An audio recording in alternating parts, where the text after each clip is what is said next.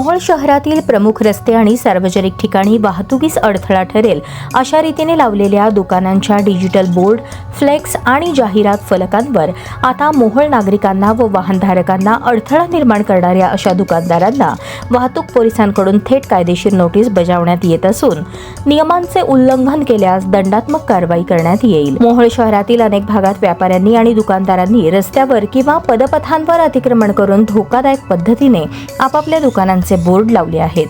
यामुळे रस्त्यावरील रहदारीस मोठ्या प्रमाणात अडथळा निर्माण होऊन वारंवार वाहतूक कोंडी होत आहे। अपघाताचा धोकाही वाढत आहे। त्यामुळे पंढरपूर रोड, हॉटेल लोकसेवा ते जुना टोल नाका आदी ठिकाणी रस्त्यावर लावलेले तसेच रहदारीला अडथळा ठरणारे बोर्ड काढून घेण्यात आले आहेत। रहदारीला अडथळा निर्माण होऊ नये, अपघाताचे प्रमाण कमी व्हावे याची आता मोहोळ पोलिसांनी गंभीर दखल घेतली आहे। एवढेच नव्हे तर यापुढे रहदारीस अडथळा होईल अशा परिस्थितीत रस्त्यावर कोणी बोर्ड लावले अथवा रहदारीस अडथळा निर्माण होईल असे दिसून आले तर त्यांच्यावर कायदेशीर कारवाई करण्यात येईल।